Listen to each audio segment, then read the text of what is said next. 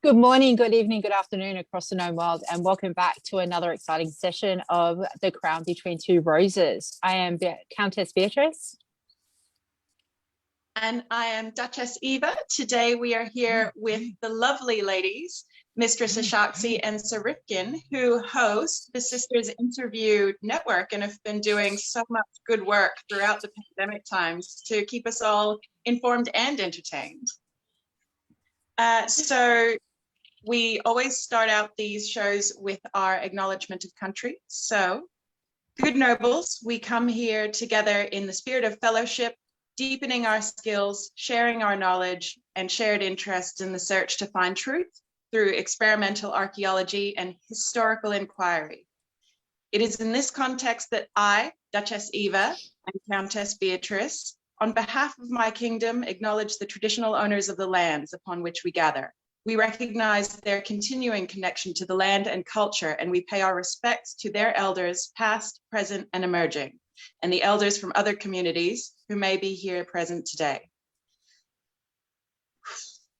So, I, for one, know that I am sitting on Ghana lands, and I'm very thankful to be able to reside here in beautiful South Australia. Beatrice, would you like to acknowledge on which lands you currently sit? So I live in Ngunnawal country, which is the ACT and the nation's capital around Canberra. That's beautiful. And ladies, I know you each reside in slightly similar but different lands. Do you know the native lands which you reside in currently?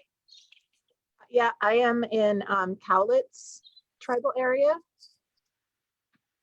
And I live up in Seattle, which is the Duwamish tribe.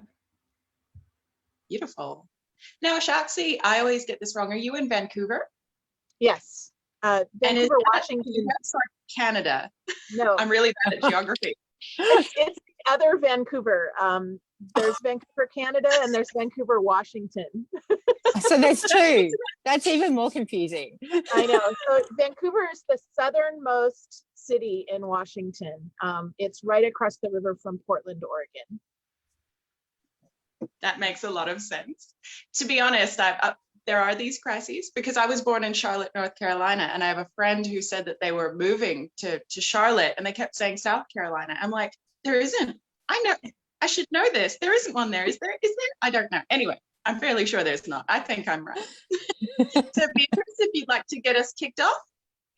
Certainly. Thank you so much for joining us today, ladies. I'm very excited to do this interview. And when we approached you about this, the response that we got from both of you was just amazing. So firstly, I'd like to hear a little bit about your origin story. So how did you start in the SCA? I had moved to Seattle because I knew that Rauokinn was going to be going to law school there. And I was working at a jewelry supply store and hitting a lot of Irish pubs. And I was in an Irish pub and I met a woman in the restroom and she had a really interesting pendant on. And at the time I was making jewelry and working in jewelry supply. And so I asked her about her pendant. And she launched into this whole spiel about how she does this medieval martial art and you should come check it out. And so I did. And I started going to practices at Gasworks Park in Seattle on the weekends with a sketchbook and my headphones, and I didn't talk to anybody because I was really shy. And at the same time, there were a lot of artists coming into the shop that were preparing for 30th year. And so I started meeting Torgal and a woman who did carved drinking horns and a couple other people who also talked about the SCA. So that was how I got into it. And I eventually started fighting. And then Rauokinn moved to Seattle. And I was starting law school. And I've always been sort of an athletic person. I swam a lot. I did field hockey. I rowed in college. I played rugby in college. And so my sister's like, oh, I'm doing this thing. You're going to love it. You got to try it. And she explained it to me, and I'm like, yeah, that sounds really dorky. And but she took me, and I tried her armor on, and of course it didn't fit me because she's like, I don't know, 5 inches taller than I am. And but I loved it, and I've never looked back. So Amazing. Uh, So you are both in the Kingdom of An Tir, and I've listened to a lot of your interviews before. So I've always wondered, what are your favorite traditions from your kingdom that might be specific to your kingdom? do you want to go first? sure. I know it's sort of a standard stock answer, but when the knights swear fealty to the king and queen, when they step up, the king steps forward, and all the knights unsheath their weapons, and we put them on him, tip on him, and we exchange fealty vows with all our weapons pointed at the king. It's a trust thing. And it's super cool to watch. It's super cool to participate in. It's one of those things that every time I do it, I get a little chill. And I just, someday I want to be on the receiving end. But what else? God, what else do we do? I'll let you go. That was a good one for Okay. me. I really like that we allow for individualized peerage ceremonies. We actually have a form that the person that is what's the word, wrangling the new peer, fills out this whole form, and then they can write their own ceremony, and they consult with the crown and the crown's herald, and can come up with all kinds of really persona specific ceremony ideas, or you can just go with a stock ceremony. And you can also swear fealty on any piece of regalia that you like. I swore fealty on the Queen's crown because she represents, supposed to represent the arts. So I just think that's a really cool thing. Awesome. That is awesome. Thank you. So what would be one of the most unusual ceremonies that you've seen? Oh, wow. Yeah, unusual. I don't know, this isn't unusual, but a lot of us have taken a ceremony that Sir Antonio wrote for, I think it was Fiach, and we've twisted and turned it into our own ceremonies. So I used that ceremony, and I made up my own kinnings. It's a Norse ceremony for the different people that stood up for me. And then my friend Duchess Asa used it for her laurel ceremony, and then somebody else used it too. A lot of people have used it, so it's this kind of cool thing where we're all connected through this ceremony. So I of course it's myself, but that sounds so horrible. Yes, I liked that one. I actually wasn't present for this ceremony, but I saw the photographs when Raffaella got her pelican. She did some really interesting things. She has an Italian persona, and she has studied a lot of childbirth and women's health issues in medieval times. And she had a lot going on in her ceremony, and I don't remember specifics, but I remember thinking it was really unique and really cool. That's awesome. I know it is interesting hearing about specifically like the Norse ceremonies, because having visited An Tir, one of the things that always strikes me is you do have such a strong sort of cultural movement that's been there, from my understanding, since the beginning of like more Norse personas, Norse traditions, almost like that's the standard. Not that we're allowed to have themes, but it is very interesting to see how that's evolved over time, because I know that, An Tir did start as a principality of the West Kingdom, is that correct? And then you had such influential characters early on that sort of built that flavor. Like, I find it so interesting, because we had a similar sort of beginning, but I don't think we necessarily have any like specific like culture theme here the same way you guys do. It's fascinating to me. So it's super cool because you're right, we were a principality of the West, but the people that started winning crown when we became a kingdom, and I guess the principality level too, were in the Varangian Guard, and it was this big Viking household. And they did such a good job on their camp and their gear and their costumes that people wanted to emulate it. And it has just sort of stuck. and people, new people get into it and they discover new things. And there's a whole bunch of new research coming out, like Viking research now anyway. So it's getting even more fun now to experiment with it. So that's been super cool. But I have to say, over the last decade, we've had a lot of influence from out of kingdom, and it's been really cool to see the kingdom sort of branch out and embrace the 14th century and the 16th century. Yeah. And right now, there is a big Scythian resurgence, and I think that when we come back, I think that that's going to be coming through strong again. So I'm personally super excited to see that happen. Yeah, I have to say, I went to Sport of Kings in 2017, and a friend that I went with, who's currently our crown prince, was wearing 14th century, and it was just really strange to see him in 14th century because nearly everybody else was in Viking or in Norse. Yeah, especially particularly out on the field. Yeah. Definitely. On the field, there is a very large early period persona vibe. We hardly have anyone that does late period. I could count the number of Salets and Armés like on one hand, I think. Wow. Yeah, so it's very different to here. We do have quite a wide range of time periods, both on and off the list fields in all of our martial art activities. Yeah, absolutely.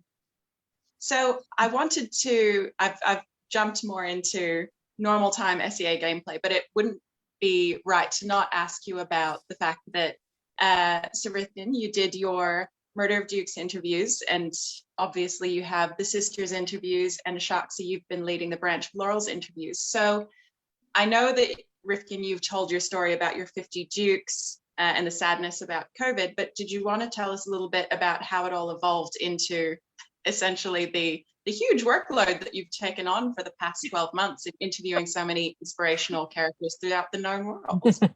Yeah, when I took it on, I mean, everybody's sort of, I think I've told the story enough. It was just this challenge I set for myself. And I thought, like everybody else, that we would be done with COVID in a couple months. And, and that wasn't the case. So when I first started, I was doing 4 or 5 a week. And it was a lot because I was still working full time too. So when it became clear that COVID wasn't going away anytime soon, I think I reached 50 in October or something. I said, okay, I'm going to slow down. And I think I got to 101. It's crazy. Yeah, it's 103. I think it was 103. Okay, well, she knows better than I do.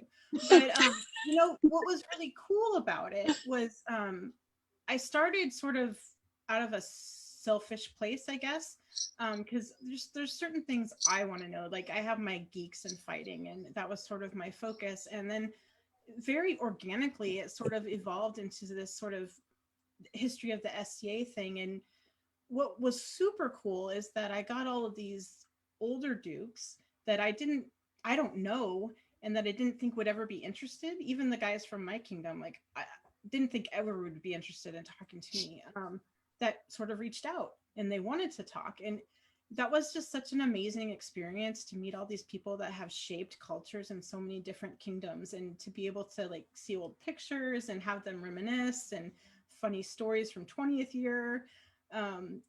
So that was super cool. And then, Achaxe and I had been doing the Sisters interview, and, it was sort of, we wanted to like introduce people to the Lions of An Tir, because at our events, and then I know Ava talked to Sean about this a little bit last week, it isn't just fighting at Crown. We have everything you could ever want to do at a Crown. And the only time that things don't really go on at the same time Crown goes on is finals. And even then, I am sure people are shooting archery. Because we have sort of expanded our kingdom into being like something for everyone. And it's really important from a royalty standpoint to foster all of that. So I think it's really hard in our kingdom because it's so big, not only geographically, and I know you guys are bigger than us, but population wise, people just don't get to sit down and talk at events. And the events like our Crown tourney like 1,500 people sometimes through the gate. Wow. Yeah, so they're And- huge. And it's hard to know people. So that was sort of our goal. And then we started getting people interested from other kingdoms. And I'll let you talk about the rest. Well, I was just going to piggyback on what you were saying about crown events. When you are the crown at a crown event, you are scheduled from the minute you arrive site until the minute you leave site.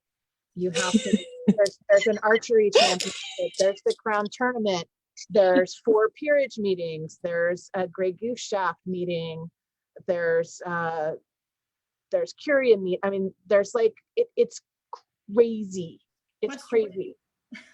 Equestrian, it's insane. You literally don't stop the whole time that you're on for that weekend. It's nuts.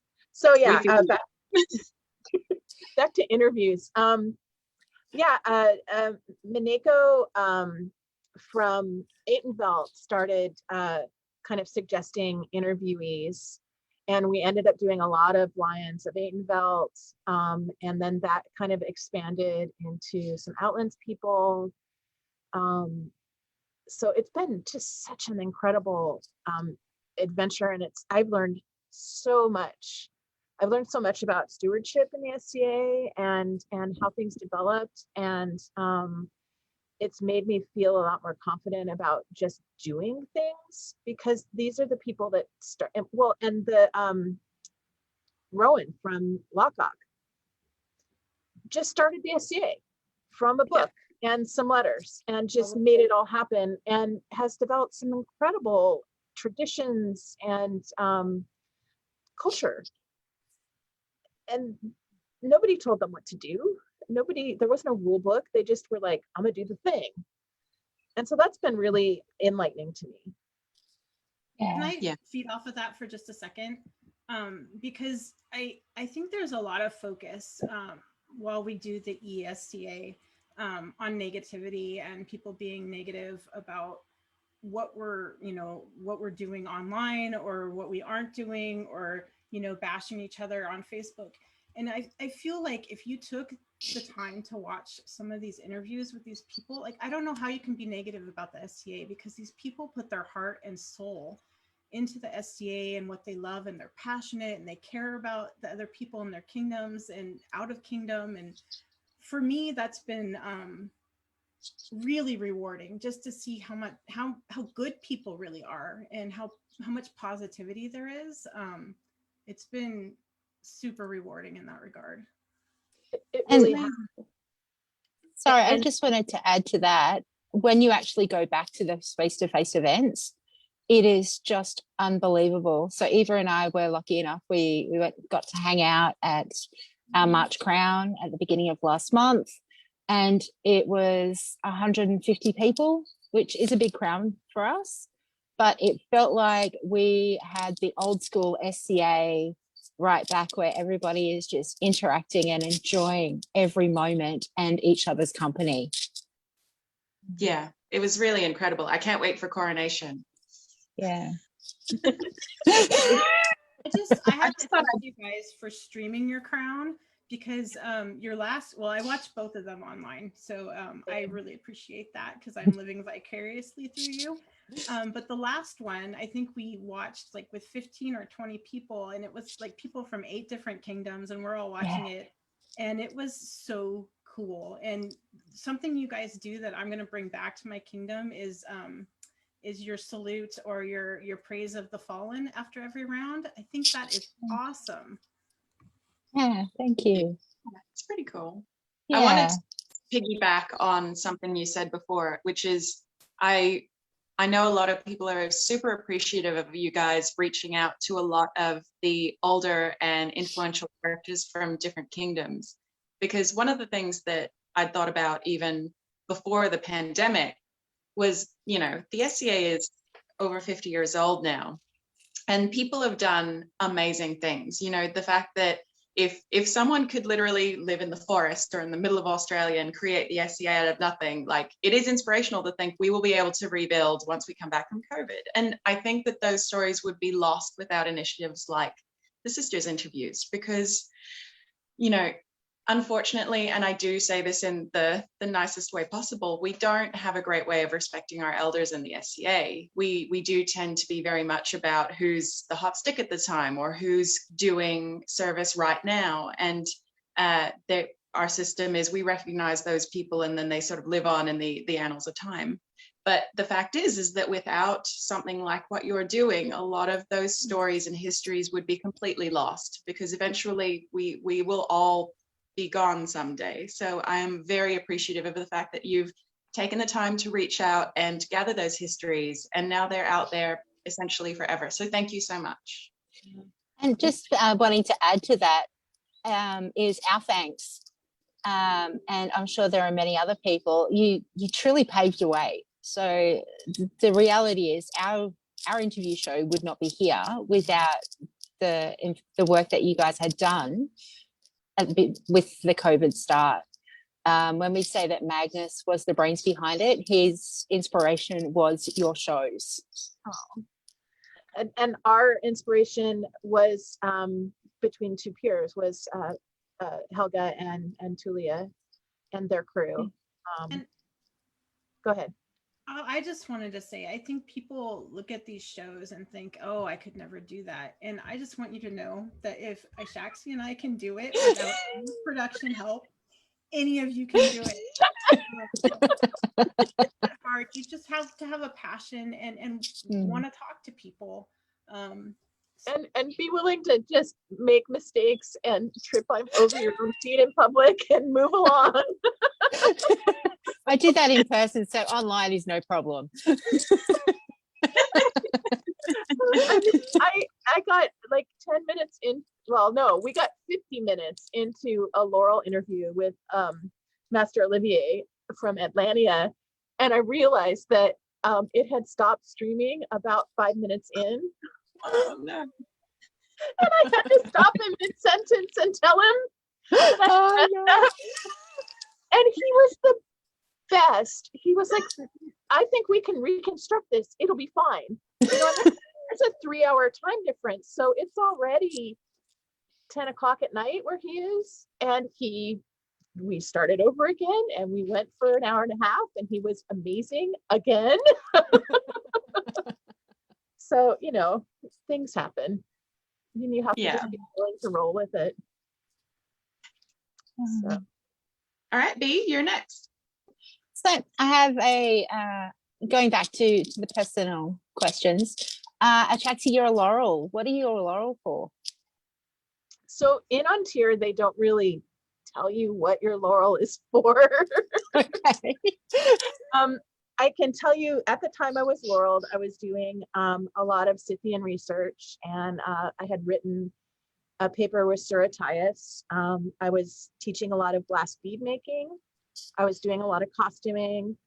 I was making a lot of regalia for the kingdom, and which included baronial cornets and some like hand sawed out pierce work. Sorry, brain fart. Pierce work medallions. And I was doing a lot of felting and teaching felting. And you know, a lot of the glass bead making and the costuming and the felting were all kind of in the vein of the Scythian persona research and costuming research. So since then, I've kind of stopped doing glass beads. I've started to do more ceramic work and just lots of costuming and felting. So. And I know, Rivka, and you've been doing a lot of arts and sciences stuff. I do follow you a little bit, particularly with the stamp work. Yeah, you know, I am one of those people that doesn't know how to relax. I'll just be honest about that. And I actually get a little depressed if I'm not being productive. So art has really carried me through this COVID time when I can't do anything fun. I always say like all the bad parts of my life are still there. Like still have to work full time and, you know, do the dishes and all that stuff. And I don't get to do anything fun. So I have sort of filled that with art. I'm wearing Etruscan tonight. I've gone down this Etruscan rabbit hole and done some other things. And it's just been super fun. It would be more fun if I could do it with other people. and I had somewhere to wear all this stuff and not just sitting in my office. So I do love the art part. You've been doing Yeah. so much incredible work. It's been so nice to see all of your updates on all the things that you've been making over time. So it's been really inspirational.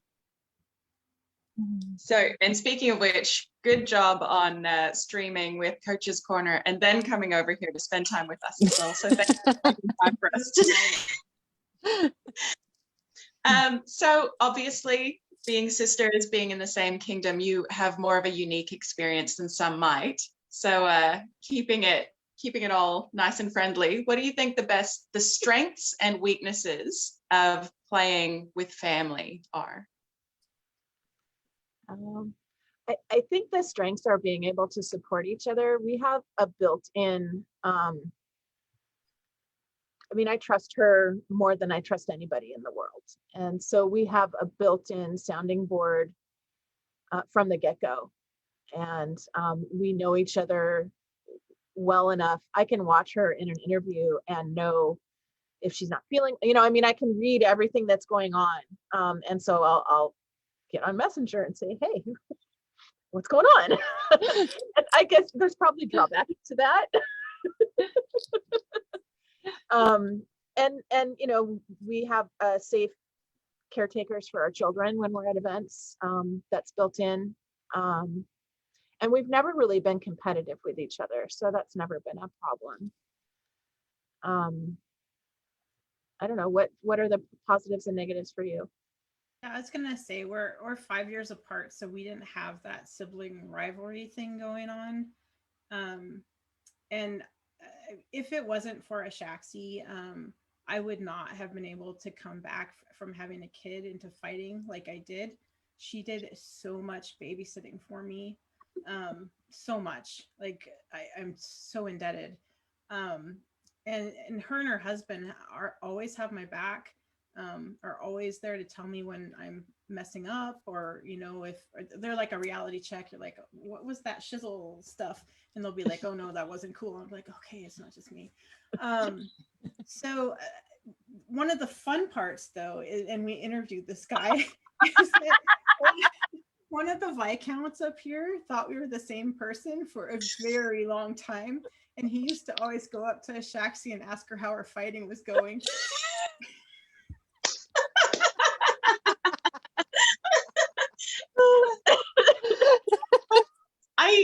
You do have very similar facial features, but you are easy enough to tell apart. Maybe just you hadn't been hanging out enough together. That's what the issue was. Well, and we've had people that like know both of us for years and not know that we're sisters. Oh, which is interesting. I mean, it runs the gamut. And then we used to play this really horrible game when we first started playing, where we would make people guess who was older. And, I have to tell a story because was it Avaloc? It was Avaloc, wasn't it? Like we said, one of us is 5 years older than the other. And it was Kiartan. Oh, it was Kiartan. Kiartan. And I said, I'm 25, right? I think I was 25 at the time. Which one of us is older? And he's like, you are. And I'm like, what? Jackson really looks 20? Like, anyway. I've told this story before, but it's not individual to your kingdom or even you, because there are people can't tell the difference between Leod and Mari and I a lot of the time, which is super frustrating, but you get past it eventually. So maybe it's just woman goggles. People go, oh, that's definitely, there's only one woman in the world for sure. Well, everybody calls me Rasheen, and Rasheen lives in North Shield, but since we're both female knights and we both have our names, we're interchangeable. So and my doppelganger that everybody confuses me with, which is actually quite flattering, is Kaljan, because we're exactly the same height, we're the same build, and we both have non-European personas. So we're clearly the same person. Mine is Baroness Anne, who is social media officer. Yeah. So she and I live in the same barony. She's a baroness there, and we still get confused across Locker. Awesome. So what would be one of your proudest moments that you have had within the STA? You want me to go first? Yes, please. Okay. Watching her get knighted. Yeah. And second would be watching my husband get his lion. I was not there for her lion. I have not been there for any of the times that she has been a silver lily, which is when the consort's second place. And I think 4 times, 5 times you've done that.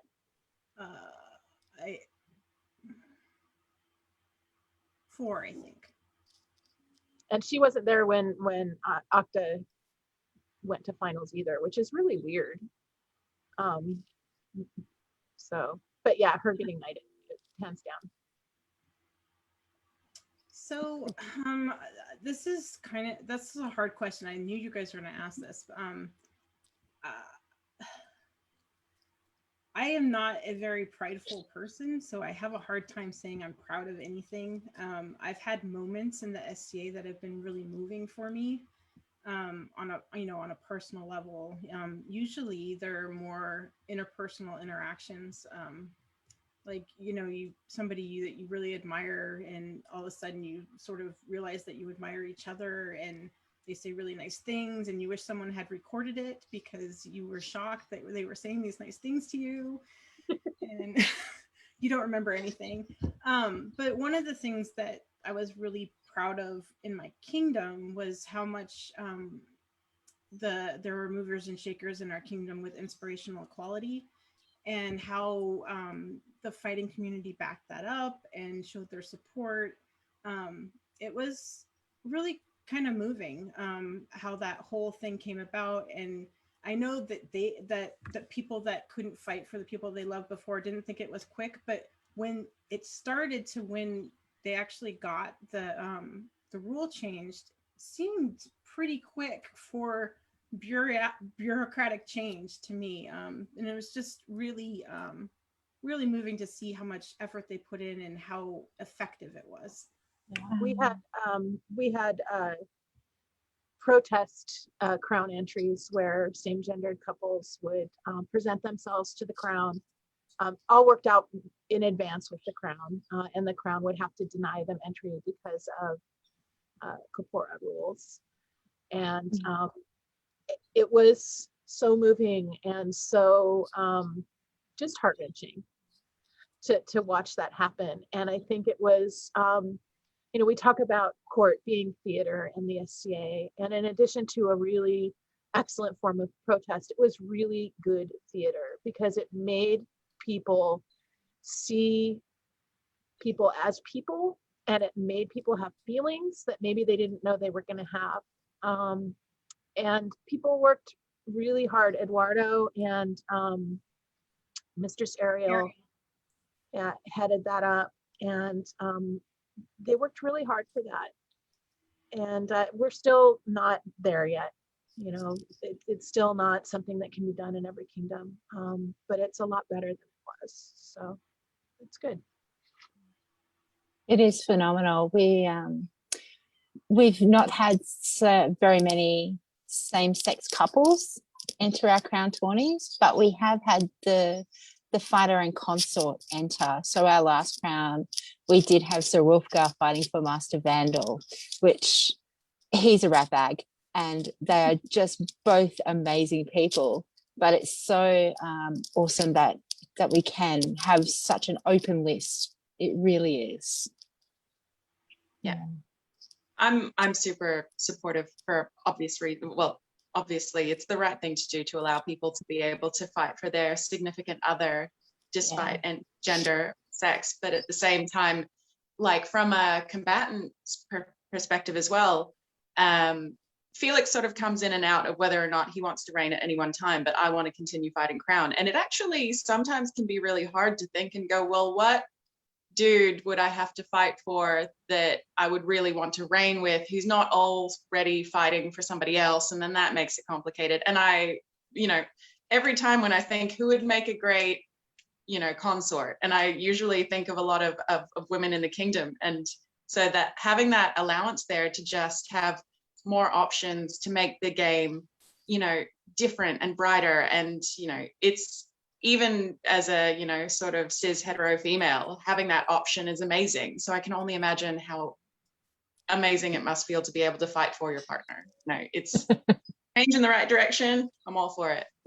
And, thank you to those people who made that very public, protest, because otherwise we might not have those options.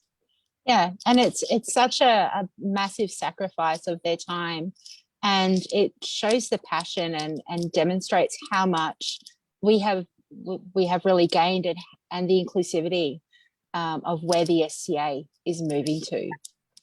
Actually, that's a good point, and I want to say that now, is that I actually, despite all of the negativity that we see online, I actually think that the SCA is a far more supportive place than a lot of the real world. And part of that is because I think most people genuinely do try to make the society like their little utopia.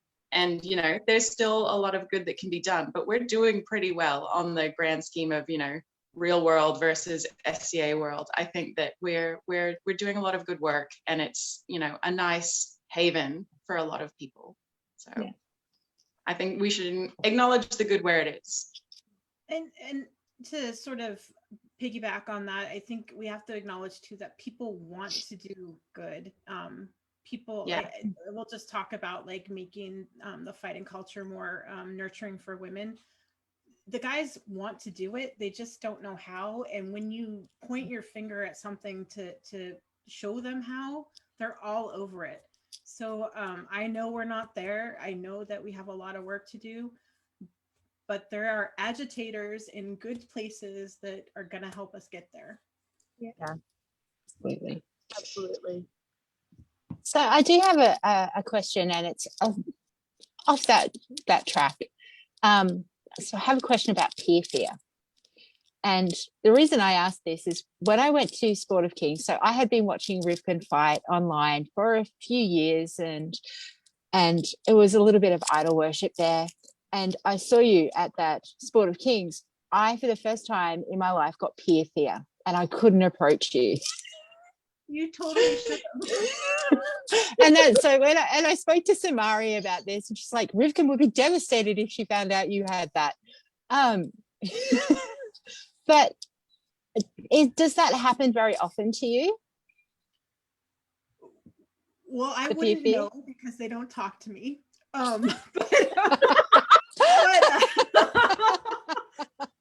Yeah, I have been told that sometimes I come off intimidating. I think part of when you put yourself out there, and I have put myself out there a lot on YouTube, you inadvertently build this sort of like pedestal, I guess, and I didn't want it, but that happens because you're putting yourself out there. And I actually have a funny story. It's not a peer fear story, but I had someone come up to me at An Tir West and go, I know you from somewhere. And I'm like, oh, I don't know. Have we met? And she's like, oh, you're the YouTube girl. And then she started petting me.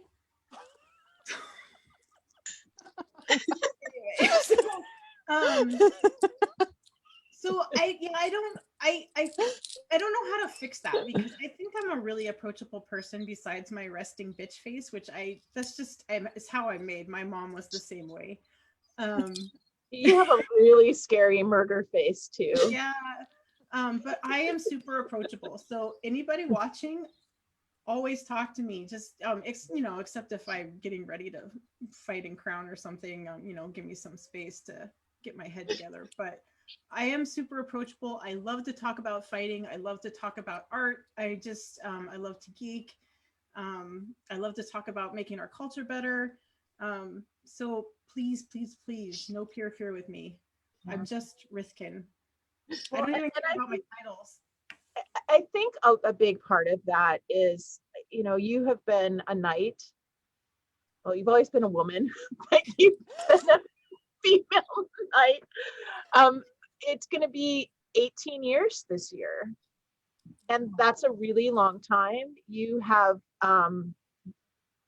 been a very visible, hardworking curator of culture in the fighting community. And you've had to blaze a lot of trails. And I know I'm probably embarrassing you, but and I'm sorry, but you've worked your ass off. And whether you want to be that token or that icon or not, you are. And I think that you've grown into being that and become more comfortable with it. But I think that that's where a lot of that peer fear stems from. So I want to say that this is a conversation I've been having in my head and with Duke Sean and with some other people. I think it's really hard for someone like me, and I'm going to include Ava in this, and she can divorce herself from it if she doesn't want to be. But when we feel like we haven't reached our goals, or for me, it's winning a crown. Like I really want to do that. I've gotten to the place where I'm in love with the process, and it doesn't matter if I ever do it, but I really want to do it. And until I do it, I don't feel like I've earned any of that, because I don't see myself as successful yet. And I know that's really, really stupid. Like that one thing doesn't define success, and I would never do that to anybody else. But I think there is this problem with women that are visible in the fighting community feeling like they haven't earned it. And I'm only speaking for myself. I know we're all different. We all come from different places, but it's something that's there. I'm gonna jump in. I feel very similar. So it's an interesting place to be. And I know you put up a post and I commented on it. I thought about it for about 4 days, but part of it is that it's not necessarily, it's a lot of the time it's that people have great hope for you. And so you get a lot of, I know for me, I get a lot of excess kudos whenever I do anything that's basic successful. Whereas when my male squire does that, nobody really gives a shit. And that kind of can be, I'm going to swear, so you PG-13, it's a bit of a head fuck when you're like, I'm just getting this because of my gender, and that isn't fair. But I did work for a long time with my knight, and one of the things he told me was, you can't control what someone else is going to be inspired by, so don't let it affect you. Take it in as the compliment that it's meant and move forward. But I do agree that culturally there's a point at which like that does become pressure, and I don't think people mean to put it on anybody, but I think there does need to be an understanding that just because someone is a minority within a group doesn't mean that they should have the expectation of excelling beyond what they would want. Or, it is okay to be a woman and just fight because you just like having a little bit of fun every other weekend, and you don't need to aspire to winning a crown or being a knight, or, that pressure shouldn't be on those people because it can drive them away as well. So, there's a balance. There's a balance of hopes and controlling that to treat them with equality instead of as a token or as special, because representation matters, but we don't want to drive people away by putting our expectations on them. So, I mean, that's a huge topic and we should probably talk about it another time. But yeah, I very much am the same. I think a lot about not falsely representing where I am and where I'm at, because I'm not going to pretend that I'm a super duke or an ultra trainer when I'm a knight who hasn't won a crown. But I do think that, I know I've earned where I'm at. I just need to make sure that I don't overstep that representation. So like I said, it's a big topic, but I feel you. But there's a balance between being humble is important. Humility is a knightly virtue, but don't be dishonest with yourself. You've achieved a lot and you've pushed the fighting community so much. Not just on your side of the world, like your YouTube channel has been helping hundreds of people. So, you can own that. And if it makes you feel better, I volunteered to be on your show only so I could talk to you two. So I had like reverse peer fear where I was like, they're calling for volunteers. And I don't know if it's presumptuous to just jump in and ask I'm just going to do it because it's like fun. We're so glad you did, because it was a great conversation. Absolutely. Absolutely. And for anybody else that is hesitant or, wants to do the show, but feels like it would be presumptuous, it's so much easier for us to have people approach us and ask to be interviewed than trying. I mean, there have been people that we've had an ongoing personal conversation with for months to convince them, and worth it. I mean, totally worth it getting them on the show, but it's a lot of work. It's a lot of hand holding. And to have somebody just say, hey, I'd be really interested in being interviewed. It's like, yay, we don't have to work for this one. It's awesome. and I think that everybody has a valuable story to tell, Absolutely. So You don't have to we've be definitely here. heard lots. No, we've had the same. We've had lots of people, and with their stories, it's inspirational and just amazing, regardless of what awards you have, because one of the biggest ideas behind the Crown Between Two Roses is about finding out about the person, about your origins, your history, what your loves of the SCA are, and sharing that story out there. And we've just been lucky that we've been able to interview crowns along the way. Yeah. So I want to pull it back out of the serious realm, although you can totally have a serious answer if you want. What is your favorite SCA moment that you may not have talked about on your show yet? I have one ready. Do you want to go or do you want me to go? Go. Early on in my SCA career, there was a male fighter at my fighter practice who was also a jeweler, and we exchanged ideas back and forth a lot. And I was marshaling a war scenario at an event, a Barons Ball, which is an event in Eastern Washington. And I'm not going to say his name because he will not be happy with me for telling this story as it is. But he fights with a round shield, and there was a castle battle, and the door was this wide, and his round shield was this wide. And he decided he was going to charge the door and attack the people inside. And he went at a full run at that door with his shield like this. And he hit the doorway and he flew backwards like 10 feet. And everything yard sailed everywhere. And I stood over him with my marshalling stick. And I'm like, hey, man, you okay? He's like, did anyone see that? And I'm like, oh, just me. But I'm telling people. He's like, I hate you. So, that's one of my favorite stories. So is this just supposed to like be a fun story? Is that what we're doing? It's your story. Favorite moment. Favorite moment. Oh God.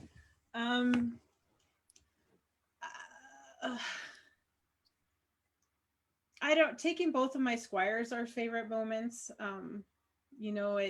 That somebody looks at you that way and trusts you to train them is pretty amazing. And it's been, it's just amazing to watch them grow into the fighters they're going to be. I haven't had to teach either one of them how to be peers. They're just awesome people. But I will tell a story. One of my squires lives up in Avacall, and they used to be a principality of An Tir, and so we would go up and visit. And we went up. My husband and I went up and visited, and it's up in Edmonton, so it's like a 3-hour plane ride.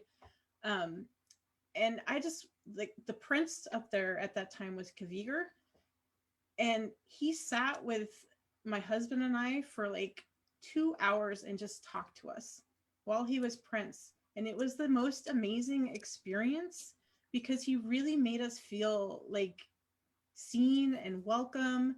And I always go back to that because I'm just like, if I ever get to do that kind of job, I hope that I'm able to take that time to make people feel special.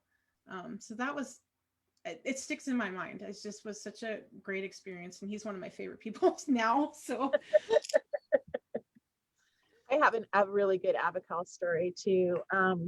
I had an apprentice in Avacall, and when she was set to be elevated. It was when they were still a principality. I think she was one of the last An Tir laurels made in Abacal. And they hosted me, they put me up, and then this unbelievable thunderstorm hit. And the site that we were on was on a floodplain. And my tent ended up getting about 3 feet of water in it right before her ceremony. A lot of my clothes got wet, and I ended up going into court for her laureling ceremony in a hoodie with a sticking coat over it because everything was so wet. But everybody took such good care of me, and that's just who they are. They're so gracious and so hospitable, and go Abacal.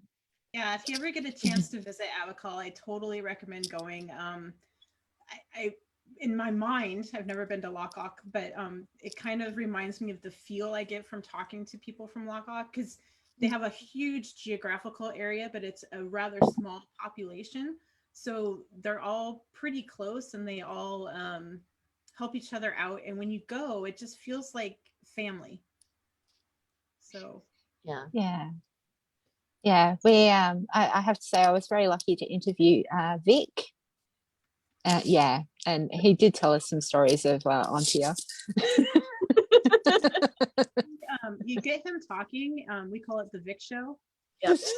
It's one of the best things to do at an event is just like put a quarter in him and just laugh. He's one of our favorite people. So you mentioned that you haven't traveled to Rauokinn. Have you hung around with many people from Rauokinn before? No. Oh, so we have to introduce you to things like Tim Tam slams. Oh, I know what Tim Tams are because Mari came back with Yevon and brought Tim Tams with her. So I do know what those are. Yeah, Mari. I'm so glad you guys have Mari, but I miss her to pieces. She is just such a kindred spirit, and you guys are so lucky to have her. Yeah. We definitely are. Yeah. Well, you'll come and visit us. She lives in my end of the world. Definitely. I think we're trying to figure out if 2022 makes sense for Rauokinn or not, or maybe we should just put it out to 2023 to be safe. So yeah, but it's definitely a bit of a tenuous time still. Yeah. I know we have quite a few people who are hoping to make it out to Sport of Kings. What's the because of course, Sir Rauokinn, you are the perpetual runner. Do you always steward Sport of Kings, or is it just your baby? I am not stewarding. I am wrangling instructors, and this is the first year I've done that for them. I know a lot of people, so I've very often helped put people in touch with people. Gotcha.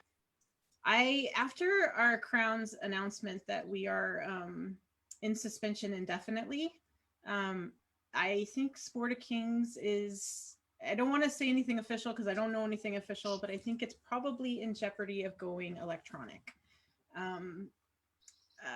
We, like you, we have an international border in our kingdom, and our king right now is on the other side. He's on the Canadian side, and our queen. And I think there's a real feeling from the top that the border should be open before events happen. Yeah, it's definitely, it is a struggle because we have the same challenges between Australia and New Zealand, and we are one kingdom, and trying to find that balance between the two countries was interesting. But we interviewed Baron Simkin and Baroness Eleanor last night, and they're from Ilshafen, which is Auckland in New Zealand, and talked very much about how their response was and how they got back to events much quicker than Australia did. And it was amazing to see. We were very jealous. So we can actually, we feel what you guys are going through watching our stuff at the moment. Yeah. Yeah, but it is a difficult decision to make, particularly around having those two, having that country, that international border. Yeah. And at this point, we do not have permission to do practices or small events or anything. We're still completely shut down as a kingdom until future notice. Yeah. So that's hard. Yeah, Mm. absolutely. Probably the right In- decision, but it's hard. Yeah, but it will come back. And I'm always the eternal optimist. And I did run the Crown Tourney coronation in January, and due to COVID, we had our bookings reduced from 220 down to 140. And yeah, there was a total of almost 90 cancellations, and 40 of them were the day before the event because of immediate lockdown. So it's definitely such a fluid time right now, but it will happen. And when it happens, oh my goodness, it's amazing. The nice thing as well is that from one of my predictions, at least in my local area, one of the things I predicted is that the SCA might lose a few people who enjoyed staying home more than going out to SCA events during the pandemic. But Yeah. at the same time, the people who are really passionate are coming back with, renewed passion and thankfulness for what we do have. And there has been a big influx of people that have just been playing Zoom D&D for 12 months who are desperate to find something to do socially and physically. And we've seen a big uptick in newcomers and interest. So there's a lot to be excited for when we do come out of the pandemic, for sure. Yeah, and I think one of the other big things that we did find was it engaged with the members of the populace who had really disengaged or were remote. They live away from a central area, and it's created such an international level, and that interactivity and the kinship that's being found across the known world is phenomenal. Yeah. Absolutely. Can I say something funny? Like when Yeah. I'm watching your crown, you guys don't do any pickups in between rounds, which is foreign to me. But I would really, really love to be like, hey, we want to see Duke Felix and somebody else fight now. So I just have to say that. I'm watching and I'm like, where are the pickups? Yeah. So it comes to that point of we don't run anything against a crown tourney. And we didn't actually live stream the pickups that happened after Crown. Yeah, and then so there were pickups after the Crown tourney, and then on the Sunday was the Roses tourney. So we might have a think about coronation, because there is some heavy fighting and rapier fighting happening there. So I might have a chat. I know how much work it takes to do that, and I don't want to put any burdens on you, but I just let you know that the known world is very appreciative for watching you guys fight. We'll watch whatever you put out. It is a privilege and a burden, because I will freely admit that it is scary when you're like, not only do I have to worry about like the 50 people watching now, but if somebody else somewhere else in the whole world sees that, maybe they think I'm being a dick.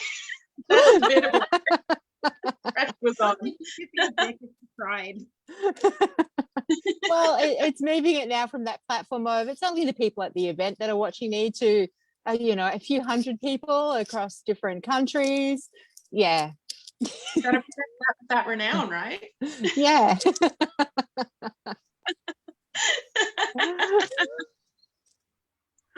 Oh, we're actually at our time up, and it has just been such an amazing interview with both of you. I've thoroughly enjoyed it.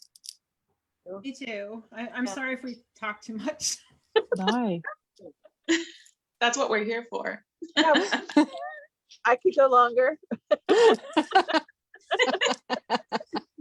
I just want to say how much we appreciate you guys. You guys brought a whole bunch of the crowns into our living room at a time when nobody was seeing any of the crowns, and I really appreciated you guys found a niche and you really explored it and you went with it, and I'm a huge fan. So thank you both for that, and your whole crew. Yeah, and my husband has been working with a couple of folks from Rauokinn, and for him to be able to watch them fight in Crown Tournament after working with them for a year was such a gift for him. And they rewatched the tournament several times the week following and did a lot of analysis. So thank you so much for that video. The Anto is now known as the Thrustinator. Based on the amount of kills that he got with that one shot, oh my gosh, during that tourney.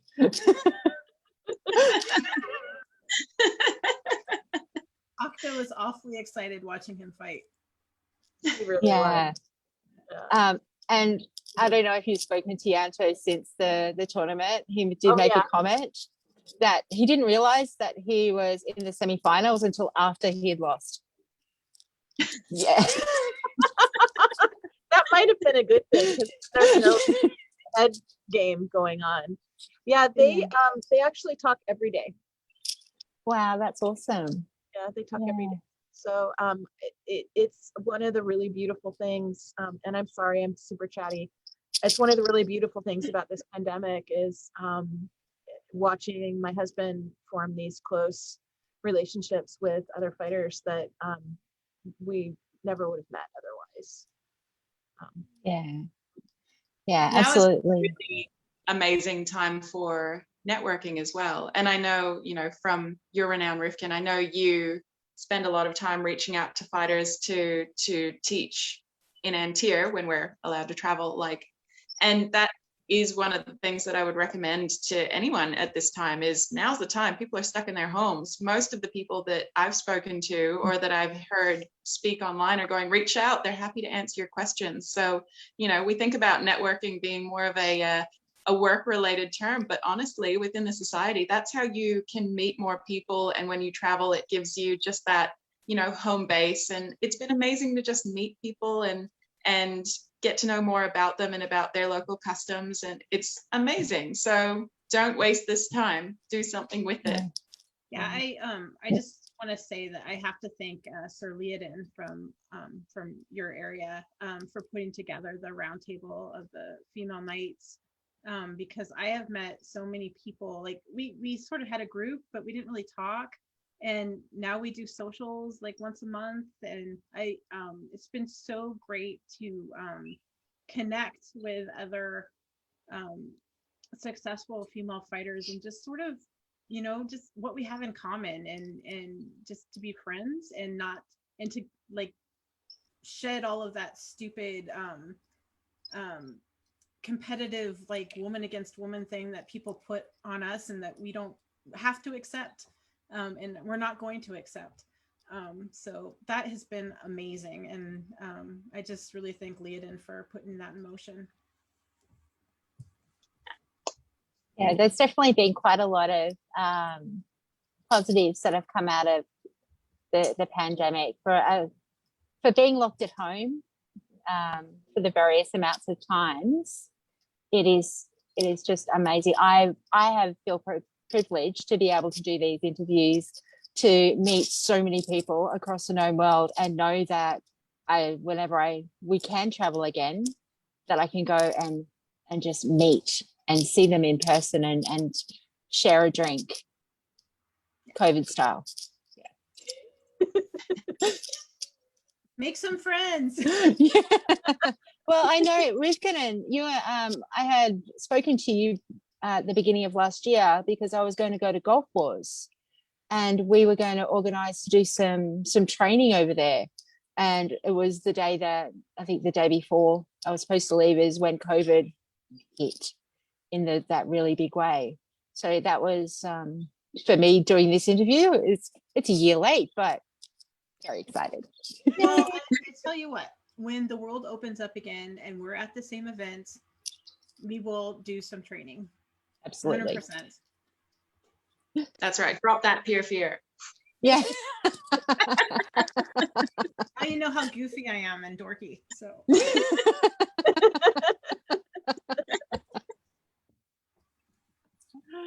Oh wow! Thank you so much. It's definitely been a pleasure to sit and chat. Yeah. For us too. Yeah. See, we don't want to go. We all just want to talk some more. So, I know. anyway, Happy to talk some more. I'm good. Magnus is good to stay, he says. well, if All you right. have more Yeah. questions, Yeah. we're willing to answer them. But Yeah. I feel like I've gotten Oh, head she's down a thinking. whole bunch of things. So maybe we can lighten it up. What has been a common thread throughout all of the successful Scadians that you've talked about? Is there any one thing that you think you've sort of drawn a common theme throughout everybody that would be of use or inspiration to newer Scadians?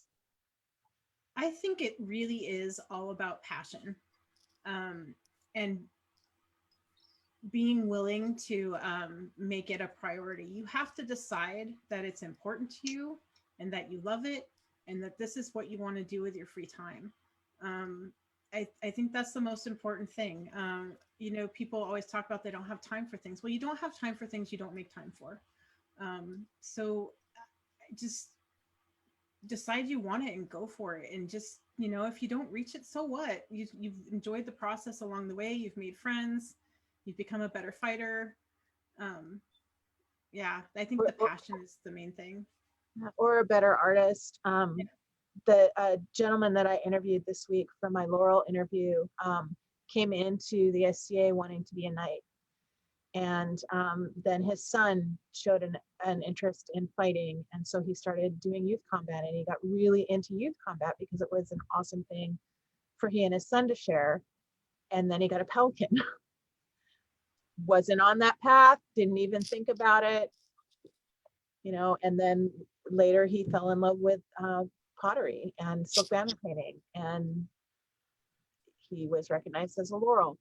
Not something he was thinking about, not something that was a goal, but he had a passion that he followed and it took him there. So I think that that's definitely a theme, is just get lost in what you like to do. And I think it's totally awesome to have goals, but don't let the goals get in the way of having fun. Have them be an avenue to have fun in, but don't let where you are or aren't in your goal take away from the passion or the joy that you take into what you do. Because that's definitely a theme, is the joy and the passion. It's one of the things that I tell my students all the time. If you're not enjoying it, then why are you doing it? Really, you really need to follow what you want to do and how you want to do it. Yep. Yeah. I often talk about the path is the real reward, and it doesn't stop when you reach peerage either. Like, you continue to do what you love, and if you didn't love it, was it really worth the time that you put in? And I think about that a lot, because people do tend to get bitter at a certain point if they're not achieving a goal. And the problem is, and this is going to sound awful, but at the same time, like, if you're not enjoying the path, when you obtain the peerage, it's, you know, and you didn't enjoy getting there, you've wasted that opportunity. Was it even really worth it? Because realistically, all you get is an extra thing to wear and extra meetings that take up a lot of your time and emotional energy. And You know, more you have to love what you do. more work along the same path. Yeah, the path is the rewards. Yeah, and I think the work doubles when you, well, even exponentially increases when you become a peer. I was gonna say I've worked 10 times harder after getting knighted than I did before. I didn't travel like I do now. 10 times harder. Yeah, I've seen so many people become disillusioned with that path, and they do reach that point of burnout. And when they are recognized, it's kind of that bittersweet point, and they're not really sure if they want it. The letdown for them, right? Yeah. If you're not it already, getting the white belt isn't going to change who you are or how people perceive you. So you have to decide that that's who you're going to be, and then you just be it, and you're going to get recognized, and then you keep doing it. Yeah, you have to do what you love, or else the accolades mean very little. So I also wanted to ask, is there anything, because you've put a great deal of work into improving the SCA, and, you know, this will be a humble brag, but is there anything that you're doing outside of the SCA or within your local communities to improve the mundane world? Absolutely. And if the answer is no, that's okay. That's a hard question. I'm raising a child that hopefully is going to be a respectful and contributing member of society. But no, besides work and what I'm doing in the SCA and being a mom, I don't really have time for much else. No, that is still super admirable. I can't imagine how hard it is to raise kids. I have a squire, hey Sepha, I know you're watching, who has 2 foster girls, and she always feels bad that she doesn't have as much time as she would like to train. And I keep saying, you're doing more important things than, you know, just becoming a better fighter. You're improving the world around you through, you know, fostering, you know, our future humans, and that's important. At the well, before the pandemic started, I did a lot of volunteer work at my kids' school. I went and pugged clay, which is like recycling clay for art classes and hanging out with the other art kids. And then I also did work for a nonprofit that gets kids on bicycles. They do a bike to leadership program, and they provide bikes for underprivileged kids. It was started by a friend of mine, so I had an easy in to do that. I'm not doing that anymore, but I did that for a while. So right now, no, it's just interviews. So I have a question about your families. You're both actually quite high profile, and as your husbands are. How do your children feel about that, particularly within the SCA? Do you want to go first? Yeah, I'll go first. Okay. One of the coolest things for me about that is that my daughter has no qualms. Mom wins fights against dad. There's no question that I'm on the field. I've always been on the field. She knows she can do anything. It's, you know, it's been good that way, like in an empowering way, I think. She doesn't go to a ton of events with us. Well, before my mom died, she'd go to Camp Grandma a lot. But now that she's a little bit older, maybe she will. Yeah, I think it's been good for her to see that both parents can succeed and do things. Nobody's playing right now, but before we went into lockdown, my husband wasn't playing as much either. So I don't know. I think it's been good. Yeah, I think it's been mixed for my kids. I think that if neither of us were as successful in the areas that we're successful in, I think that especially my son would be more inclined to maybe pursue fighting or pursue more arts within the SCA. He has said things like, well, why should I even bother? I'll never be as good as you. And it's like, well, what? Not the point. Yeah, so I that's hard for me. And you know, right now he's just really into gaming online, and that's his thing. Both kids are looking forward to doing SCA camping again, so I'm thankful for that. And my daughter has she's gotten into tablet weaving, and she kind of dabbles with a few things. So I think she feels like she could do anything she wanted to. She fought a Shizenpel practice at the beginning with her dad, but has decided she doesn't want to get hit. So I don't know. We'll see what happens when we go back to events. I have to say, like, my daughter goes to a high school that's sort of project-based. They do project-based learning, and normally she would be doing internships. But because she can't do internships because of COVID, she's doing interviews. So she actually came to me when she started doing interviews and say, Mom, you know, like, can you help me set up these interviews and know what questions to ask? So we've actually been able to collaborate on that, which has been super cool. That's awesome. And Achaxe, is it your anniversary today? It is. It's our 18th wedding anniversary. Happy I can't believe you're spending your anniversary. anniversary evening with us. After.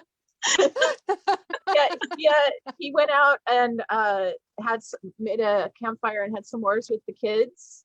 And now he's doing Pell practice. So Thank you for letting us borrow your wife. yes, Octa's having his time with Yantu. It's healthy. And Helgi, yeah. If it makes you feel better as well, I was kind of second gen, and I got involved in different things to my dad, but I remember spending a lot of time as a teenager with the attitude of like, Dad, oh my God. And I think that's normal for kids to sort of find their own path, that it might be similar to yours later, but it's probably very different to you now.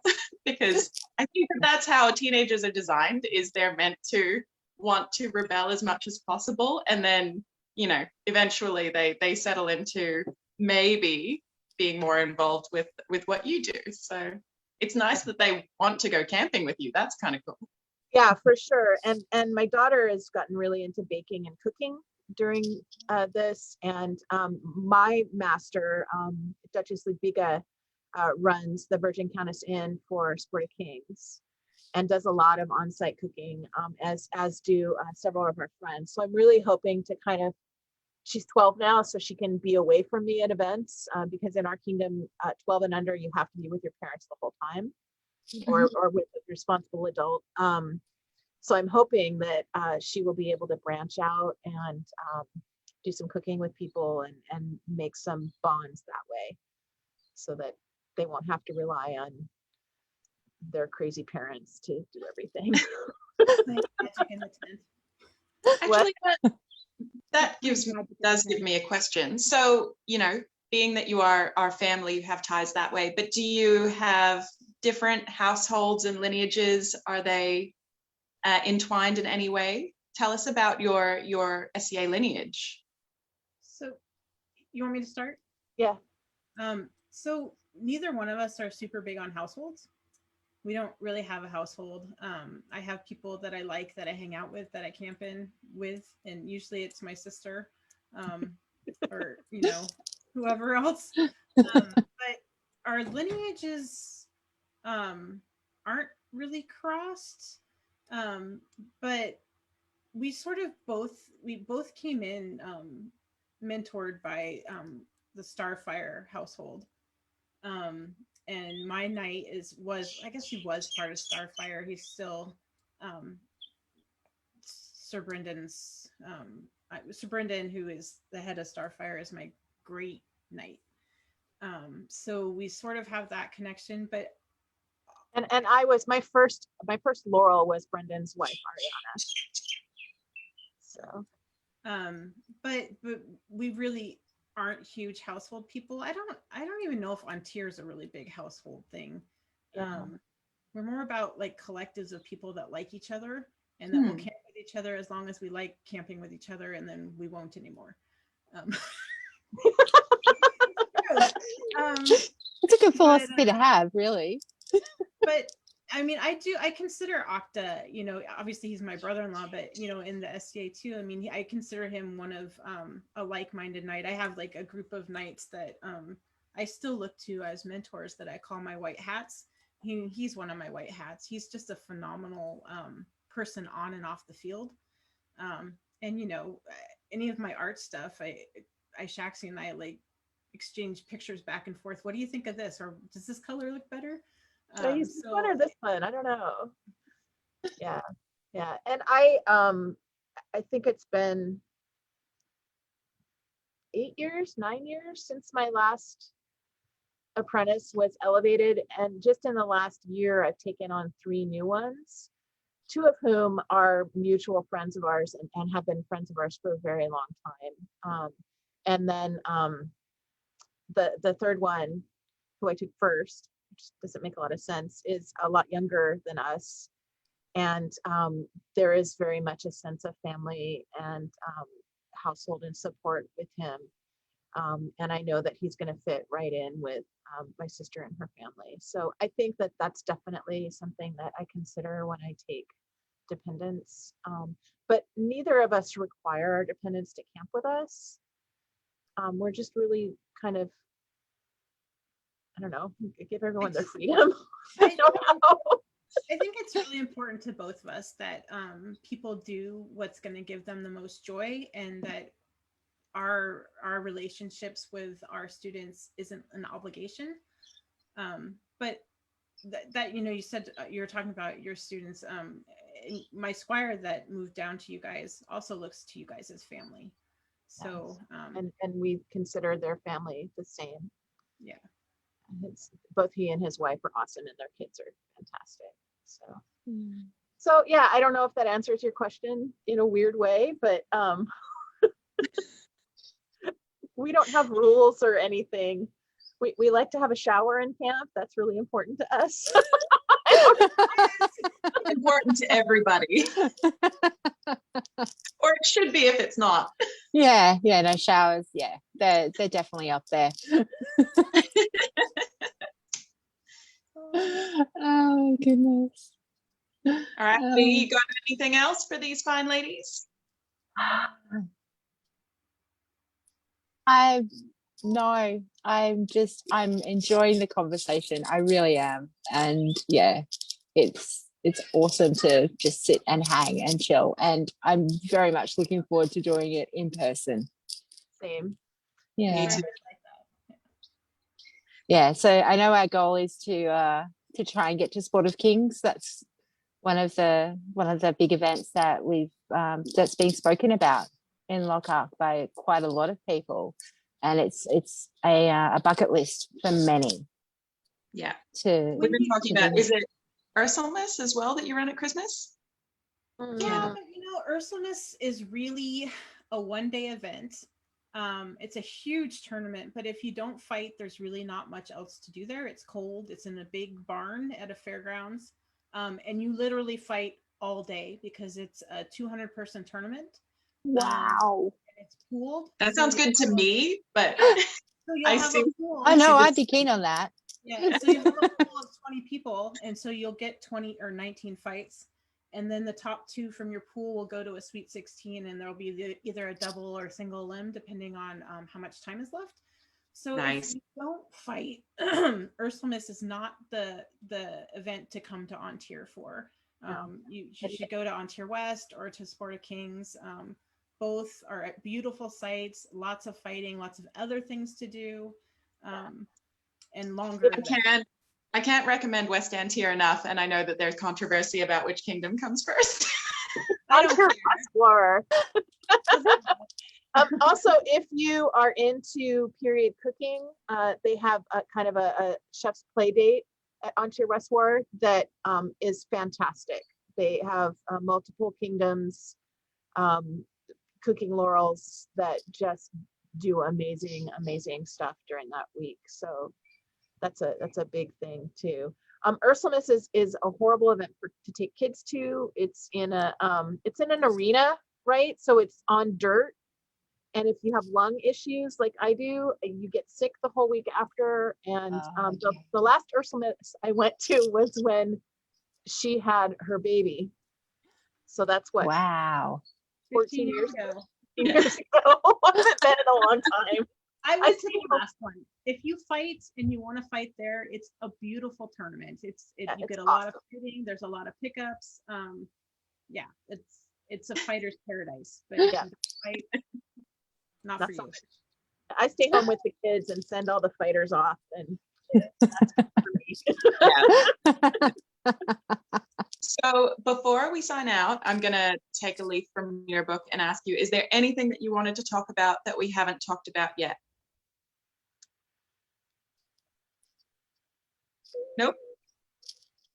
All right. I don't think so. I mean, I want to just echo Duke Sean, that everybody I have met through the pandemic from Lockhart has been absolutely wonderful and has made it so that going there and meeting you all in person is definitely on the bucket list, like high on the bucket list. Yeah. So I just want to thank your kingdom for being so welcoming, so friendly, so open.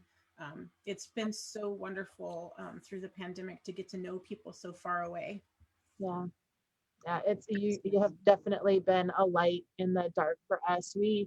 Our family has basically been on lockdown for 14 months now. So it's hard. And these interviews have been really, really watching them, being a part of them have definitely been a light in the dark for us. So thank you both. Thank Thank you. you both. Thank you both so much for joining us. B, do you know what we've got coming up next? Do we have anything else on the Next schedule? weekend, yes. So next weekend, we actually are interviewing our crown, King Roland and Queen Taltu, on our Friday night. And then the following day, at this point, we have Sir Helga and Baroness Sarah. So we're really excited to have both of those. Yeah, That'll be both really of those interviews coming up. Helga's exciting. amazing. Yeah. Awesome. So everybody join us again, like and subscribe, Crown Between Two Roses, and go out and network and make friends. And see you next time. Thank you all. Good night. Bye.